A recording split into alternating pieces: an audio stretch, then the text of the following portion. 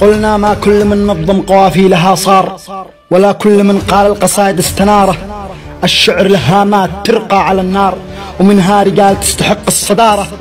أبو عايشة بالشعر يسقط بالعار، كلامه مقرب ضوضوات الحجارة. ما له من الإبداع عنوان ولا دار، ولا له هاجس ولا له شطارة. يخبط خبط عشوائي وسط الليل محتار، والبيت عنده كل ما شاف حاره. يا شاعر ما يعرف الوصل من قار، ولا يميز في المعاني القدارة. إن كان له في الشعر موطن وأفكار، فإحنا ورثنا سيادة الشعر بجدارة. نكتب من الإلهام إبداع وآثار، وكل الحروف تهب سطوة قرارة. ندخل ميادين العقول بالانذار، ونترك قوافينا مثل نار الشرارة. وانتو طموحك يا سقيم بلا مقدار، ترتب حروفك مثل طفل بإشارة.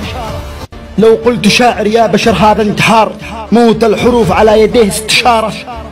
اخرج من الميدان هذا لنا دار، ومن لا يقدر قدرها لا يعاره.